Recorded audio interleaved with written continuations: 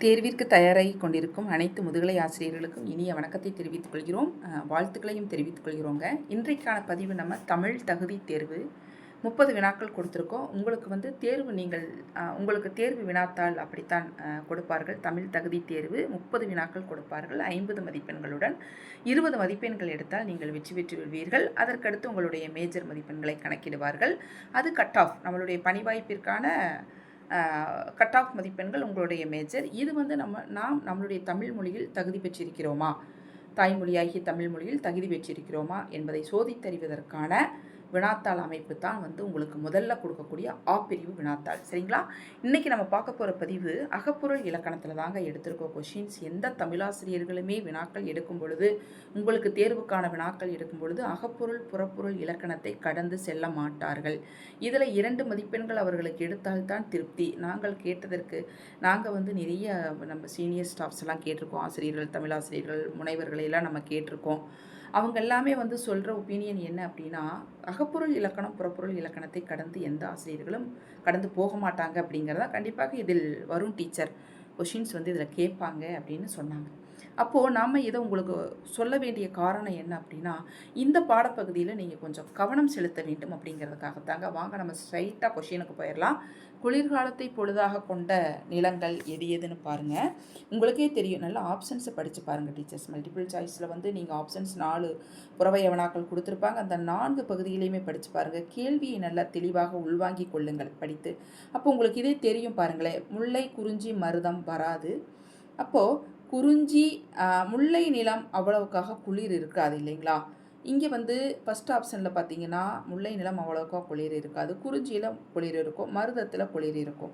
ஆனால் அதே பாருங்கள், இங்கே 2வது ஆப்ஷன் பாலை நிலம் இருக்குது. அது ரொம்ப வெம்மையானது, வெப்பமானது, சுரம் சார்ந்த பகுதி, மணல் சார்ந்த பகுதி, வெப்பம் அதிகமாக இருக்கும் இல்லைங்களா? ஆனால் 3வது ஆப்ஷன் சரி. எப்படி சரி அப்படின்னா, குறிஞ்சி மலையும் மலை சார்ந்த பகுதி குளிரடிக்கும். மருதமும் வயல், எந்நேரம் நீர்நிலைகள் வயல்வெளி பகுதியில் நின்றுக்கிட்டே இருக்கும். அப்போது அதில் குளிர் இருக்கும். நெய்தல் நிலம் கடல் சார்ந்த பகுதி. அந்த கடற்காற்று வீசும் பொழுது குளிர்காற்று தான், அந்த கடற்காற்றே குளிர்காற்றாகத்தான் வீசும் இல்லையா? அப்போது 3 நிலங்களுமே குளிர்காலத்தை கொண்ட நிலங்களாக வரையறுக்கப்படுகின்றன. சரிங்களா? இப்படி புரிஞ்சு எழுதுனீங்கனாலே நீங்கள் 20 மதிப்பெண்கள் சாதாரணமாக எடுத்துடலாம் டீச்சர்ஸ். நீங்கள் பயப்படாதீங்க. நிறைய எங்களுடைய ஸ்டூடெண்ட்ஸ் 700 பேருமே பயப்படுறது என்னென்னா, தமிழ் தகுதி தேர்வில் எப்படி அதெல்லாம் ஒன்றும் இல்லை. தெளிவாக நீங்கள் எழுதிட்டு வாங்க. கண்டிப்பாக நீங்கள் ஜெயிச்சிருவீங்க. 20 மதிப்பெண்கள் சாதாரணமாக எடுத்துடலாம். தேர்ந்தெடுத்து 10 வினாக்கள் நீங்கள் செட் பண்ணிங்கனாலே ஈஸியாக பாஸ் பண்ணிடலாம். சரிங்களா? 2வது கேள்வி, பொருள் இலக்கணம் எத்தனை வகைப்படும்? நல்லா தெளிவாக புரிஞ்சுக்கோங்க டீச்சர்ஸ். 2 வகைப்படும். 1 அகப்பொருள் இலக்கணம், 2வது புறப்பொருள் இலக்கணம். அப்போ இந்த மாதிரி கூட வினாக்கள் கேட்கலாம். அகப்பொருள் இலக்கணம் என்றால் என்ன? தலைவன் தலைவியினுடைய இருவருக்கும் இடையேயான உறவு நிலையை கூறுவது என்ன திணை அப்படின்னு கேட்கலாம். சரிங்களா? அது அகத்திணை. புறத்திணை அப்படிங்கிறது என்னது? தலைவனினுடைய மாண்பு, தலைவனினுடைய போர் சிறப்பு, கொடைத்தன்மை, அரசியல் வாழ்க்கை, இது எல்லாமே ஆட்சி சிறப்பு, இதெல்லாம் கூறுவது தான் புறப்பொருள். போர் தொடுக்க செல்லுதல், வெற்றி அடைதல், வாகை சூடுதல், இது எல்லாமே புறப்பொருளில் வந்துடும். அப்போ பொருள் இலக்கணம் 2 வகைப்படும். 1 அகப்பொருள், 2 புறப்பொருள். சரிங்களா? 3வது கேள்வி, அன்புடைய தலைவன் தலைவி இடையேயான உறவு நிலையை குறிப்பது அகத்திணை. அகத்திணை எத்தனை வகைப்படும்? 7 வகைப்படும். குறிஞ்சி, முல்லை, மருதம், நெய்தல், பாலை, கைக்கிளை, பெருந்திணை 7 வகைப்படும். அப்போ அகத்திணைன்னு வெறுமனே கேட்டால் 7 வகைப்படும். அத்தோடு அன்பின் திணைகள் எத்தனைன்னு கேட்டால் 5 வகைப்படும். குறிஞ்சி, முல்லை, மருதம், நெய்தல், பாலை, இந்த 5 திணைகளை மட்டும் நீங்கள் எழுதினா போதும். அடுத்து பார்த்தீங்கன்னா 5வது கேள்வி, சித்திரை வைகாசி ஆகிய 2 காலம், இரண்டும் எந்த காலத்திற்குரியன? சித்திரை வைகாசி அப்படிங்கிறது இப்போது ஐவகை நிலங்கள்லையுமே பொழுதுகளை பிரித்தார்கள் நம் சான்றோர் பெருமக்கள், சங்க இலக்கிய புலவர்கள். சிறுபொழுதாகவும் பெரும்பொழுதாகவும் குறித்தார்கள். இதில் சிறுபொழுது அப்படிங்கிறது சின்ன சின்ன கூறுகள், ஆண்டுகளின் சின்ன சின்ன கூறுகள். யாமம், மாலை பொழுது, வைகரை பொழுது, ஏற்பாடு, நண்பகல், இதெல்லாமே சிறுபொழுதில் வந்துடும். பெரும்பொழுது அப்படின்னா குளிர்காலம், முன்பனி காலம், கார்காலம், 6 பெரும்பொழுதுகள், 6 பெரும்பொழுதுகள் வரும். 2 மாதங்களாக கணக்கிடுவார்கள். சரிங்களா? அப்போது உங்களுக்கு இங்கே கேட்டிருக்கிற சித்திரை வைகாசி அப்படிங்கிறது இளவேனில் காலம், வெயில் காலம் அப்படிங்கிறதுனால இளவேனில், வெயில் வீசக்கூடிய காலம். 6வது கேள்வி, மருத நிலத்திற்குரிய தெய்வம் இந்திரனே தாங்க. முருகன் குறிஞ்சி நிலத்திற்குரிய தெய்வம், திருமால் முல்லை நிலத்திற்குரிய தெய்வம், கொற்றவை காளி பாலை நிலத்திற்குரிய தெய்வம். அடுத்து பாருங்கள், பாலை நிலத்திற்குரிய பறவைகள் புறா, பருந்து. கடலும் கடல் சார்ந்த நிலமும் நெய்தல் நிலம் என்று சொல்வோம். வைகரை அப்படிங்கிற சிறுபொழுது எந்த திணைக்குரியது அப்படின்னா மருதத்திணைக்குரியது தான் வைகரை. சிறிய பொழுது மருதத்திணைக்குரியது. திருமால் எந்த நிலத்திற்குரிய தெய்வம் அப்படின்னா உங்களுக்கே தெரியும், முல்லை நிலம். ஆயர்கள், அங்கே வாழக்கூடிய மக்கள், பசுக்கூட்டங்கள் இதெல்லாமே இருக்கிறது முல்லை நிலத்தில் தான் இல்லையா? அப்போ முல்லை நிலம் தானே திருமால், கண்ணன் முல்லை நிலத்திற்குரிய தெய்வம். கைக்கிளை என்பது ஒரு தலை காமம். யாமம் என்பது எத்தனை மணியிலிருந்து எத்தனை மணி வரைக்கும்? யாமம் என்பது 10 மணியிலிருந்து 2 மணி வரைக்கும் இருக்கும். அடுத்து 13 மணமுலா நெல்லரிகினை ஆகிய 2 வாத்திய கருவிகள், இசைக்கருவிகள் என் நிலத்திற்குரியது அப்படின்னா மருத நிலத்திற்குரியது. நெல்லரிகினை, நெல் அருகினை அப்படின்னாலே ஒரு ஐடென்டிஃபை பண்ணி படிச்சுக்கோங்க, மருத நிலத்திற்குரியது. 14வது கேள்வி, மார்கழி தை ஆகிய 2ம் எக்காலத்திற்குரியன? உங்களுக்கே தெரியும், முன்பனி காலம்தான். பின்பனி காலம்னா கொஞ்சம் குளிர் குறைஞ்சிரும், முன்பனி காலம்னா குளிர் அதிகமாக இருக்குது. அப்போ மார்கழி தை அப்படிங்கிறது குளிர் அதிகமான காலப்பகுதி. திணை என்பதற்கு ஒழுக்கம் என்று பெயர். 16வது கேள்வி, வருணன் என் நிலத்திற்குரிய தெய்வம் அப்படின்னா நெய்தல் நிலத்திற்குரிய தெய்வம். இப்போ மாலை என்ற சிறுபொழுது எந்த திணைக்குரியது அப்படின்னா மாலை அப்படிங்கிறது முல்லை திணைக்குரியதுங்க இது. அப்போது முல்லை திணைக்குரிய பெரும்பொழுது என்னது? கார்காலம்னு சொல்லுவாங்க. அப்போ இப்படி கொஸ்டின் கேட்கலாம், முல்லை திணைக்குரிய பெரும்பொழுது கார்காலம், முல்லை திணைக்குரிய சிறுபொழுது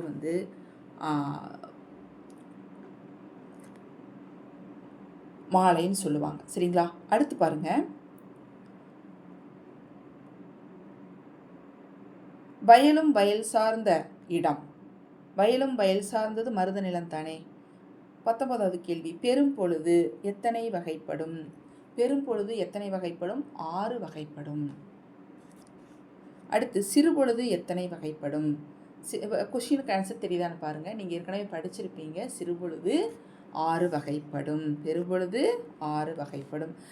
ஆண்டின் கூறுகளை ஆண்டை 2 கூறுகளாக பிரிப்பார்கள். சரிங்களா? அதில் ஒரு 6, இதில் ஒரு 6, 12 மாதங்கள் கொண்டது 2 கூறுகளாக பிரித்து கொள்வார்கள். 21வது கேள்வி, எல் என்றால் என்ன பொருள்னா ஞாயிறு, சூரியன் அப்படின்னு சொல்லுவாங்க. எல் உலவும் நேரம், அந்த சாயங்கால நேரத்தில் சூரியன் அப்படியே மறையக்கூடிய பகுதின்னு சொல்லுவோம். அது ஒரு பொருள் இருக்குது. எல் என்றால் சூரியன் உலவக்கூடிய பகுதி, அப்போ சூரியன் தான் வரும். சங்க இலக்கியத்தில் காட்டப்பட்ட பொருளை நான் சொல்கிறேன் உங்களுக்கு. ஆவணி புரட்டாசி ஆகிய 2 மாதங்களுமே. ஆவணி புரட்டாசி. 22வது கேள்வி, கார்காலத்திற்குரியது. ஆவணி புரட்டாசி ஆகிய 2 மாதங்களும் மழை பெய்யக்கூடிய காலங்களாக கணித்திருக்கிறார்கள், கார்காலம். அடுத்து 23, திருக்குறளிலிருந்து அதே இயல்ல, மக்களை போல்வர் கடவர் அவரென்ன ஒப்பாரி யாம் கண்டதில். இக்குறளில் பயின்று வரும் அணி உவமையணி. போல அப்படின்னு வந்தாலே, அவர்களை போல அப்படின்னு வந்தாலே உவமையணி தான் வரும். சரிங்களா? அடுத்து போல என்ற உவம உருவு வருவது. அடுத்து பாருங்க, 24வது கேள்வி, பொருளல்லவரை பொருளாக செய்யும் பொருளல்லதில்லை பொருள். இக்குறளில் வரும் நயங்கள் என்னென்னா தொடை நயங்கள். நயங்கள்னாலே தொடை நயங்கள் பாருங்க, அணிநயங்கள் இந்த மாதிரி வரும். அப்போ இங்கே வரும்பொழுது என்னது? குறளில் காணப்படும் நயங்கள் இங்கே இருக்குது பார்த்தீங்களா? ஆப்ஷன்ஸ்: சீர்மோனை, அடி எதுகை, அடிமோனை. அடி எதுகைனா முதல் அடியில் முதல் சொல் ஒரே மாதிரி வர்றது அடிமோனை, 2ஆம் அடியில் முதல் சொல் ஒரே மாதிரி வர்றது. அப்போ பாருங்கள், அடி எதுகைங்கிறது முதல் அடியில் முதல் சொல்லில் 2வது எழுத்து ஒரே மாதிரி வந்திருக்கு, ரூ. 2வது அடியில் முதல் சொல் 2வது எழுத்து ஒரே மாதிரி வந்திருக்கு. சரிங்களா? மோனை என்பது முதல் எழுத்து ஒரே மாதிரி வருவது, எதுகை என்பது 2வது எழுத்து ஒரே மாதிரி நயத்துடன் வருவது, பொருள் தருவது தான் தொடை நயங்கள்னு சொல்லுவோம். 25வது கேள்வி, ஒருவருக்கு அறத்தையும் இன்பத்தையும் தருவது எது? ஒருவருக்கு அறத்தையும் இன்பத்தையும் தருவது தீதின்றி வருள், குற்றமில்லாமல் சேர்க்கக்கூடிய பொருள், நேர்மையாக வரும் பொருள். அடுத்து, தன் கைப்பொருளை கொண்டு ஒருவர் செயலும் செய்வதற்கு வள்ளுவர் காட்டும் உவமை என்னன்னா, குன்றேறி யானை போர் கண்டற்றால் தான் வள்ளுவர் காட்டும் உவமை. சொல்ல பயன்படுபவர் யார் அப்படின்னா சான்றோர்கள். இனிமையான சொல்லை பயன்படுத்துபவர்கள், அவர்களுடைய வாக்கு இனிமையானதாக இருக்கும், அதனால தான் சொல்ல பயன்படுபவர் சான்றோர். 28, யாரை காணின் வறுமையின் கொடுமை முழுவதும் கெடும் அப்படின்னா விடாமுயற்சி அறிவாற்றல் உடையவர்களுக்கு வறுமையே நெருங்காதுன்னு சொல்லுவாங்க. இந்த ஆப்ஷன்ஸ் படிச்சிங்கனாலே ஈஸியாக புரியும் டீச்சர்ஸ் உங்களுக்கு. 29வது கேள்வி, எவரின் குடி உயர்ந்து விளங்கும்? பாருங்கள், 4 ஆப்ஷன்ஸ்லேயுமே இது கரெக்டாக பாருங்களேன். விடாமுயற்சி அறிவாற்றல் உடையவருடைய குடிதான் சிறந்து விளங்கும். அப்போ அதுவும் வரும் உங்களுக்கு. துன்பம் தராத நல்லவரை கண்டால், பாருங்கள், துன்பம் தராத நல்லவரை கண்டால் இந்த கொஷினுக்கு 29வது கேள்வி கரெக்டான ஆன்சர். எவரின் குடி உயர்ந்து விளங்கும் அப்படின்னா உங்களுக்கு விடாமுயற்சி அறிவாற்றல் உடையவரை கண்டால் அவருடைய குடி உயர்ந்து விளங்கும். 28வது கேள்விக்கு சரியாக நம்ம பார்க்காம விட்டுட்டோம். யாரை காணின் வறுமையின் கொடுமை முழுவதும் கெடும் அப்படிங்கிறாருன்னா, துன்பம் தராத நல்லவரை கண்டால் வறுமையின் கொடுமை முழுவதும் கெடும். 29வது கேள்வி, எவரின் குடி உயர்ந்து விளங்கும்னா, திருப்பி நான் சொல்கிறேன் ரிப்பீட்டடாக, தவறாக சொல்லக்கூடாது இல்லைங்களா. விடாமுயற்சி அறிவாற்றல் உடையவரை. வேகமாக சொல்லும் பொழுது டைம் போய்கிட்டு இருக்கும், வீடியோ வந்து லென்த்தாக இருக்குங்கிறதுனால தான் வேகமாக சொல்கிறோம். நம்ம அந்த நேரத்தில் பார்த்தீங்கன்னா ஸ்கிப் ஆகிடுதுங்க. அடுத்து 30வது கேள்வி, குஞ்சேரி யானை போர் காண்பது எதை போன்றது பாதுகாப்பானது அப்படின்னா, தன்னுடைய கைப்பொருளை கொண்டு தான் இருக்கும் முறை, செயல் செய்யும் முறை தான். ஒரு செயலுக்கு போகும்பொழுது தன்னுடைய கைப்பொருளை தான் வச்சிருக்கிற நம்ம சொந்தமாக பணம் காசு அப்படின்னு சொல்கிறோம் இல்லையா, தன்னுடைய கைப்பொருளை கொண்டு தான் ஒருவருக்கு பாதுகாப்பு. அப்போ குன்றேறி யானை போர் கண்டற்றால், குன்று மேல் ஏறி ஒருவன் யானை போர் காண்பது அவனுக்கும் பாதுகாப்பு அப்படிங்கிறத எதோடு உவமைப்படுத்துகிறாங்க அப்படின்னா, தன் கைப்பொருளை கண்டு ஒருவர் செயலை செய்வது.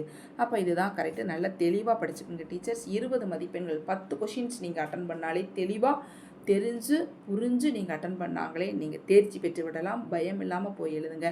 மற்ற துறை சார்ந்த ஆசிரியர்களும் கொஞ்சம் பயப்படுறாங்க. பயமே வேண்டாம், எங்களுடைய அனுபவத்தில் சொல்கிறவங்க. பயப்பட்டால் தேர்வில் போய் நம்ம எழுத முடியாது. பயப்படாமல் தைரியமாக துணிச்சலாக நாம் ஜெயித்து விடுவோம், வெற்றி விடுவோம் அப்படிங்கிற மனநிலையோடு நீங்கள் தேர்விற்கு செல்லுங்கள். கண்டிப்பாக வெற்றி நிச்சயம். எங்கள் சேனல், நம்மளுடைய சேனல் உங்கள் வெற்றிக்கு வழிகாட்டுதலாக அமையும். இந்த வினாத்தாளிலிருந்து 1 மதிப்பெண்ணோ 2 மதிப்பெண்ணோ கண்டிப்பாக வருவதற்கு வாய்ப்பு இருக்குதுங்க டீச்சர்ஸ். வாழ்த்துக்கள்ங்க.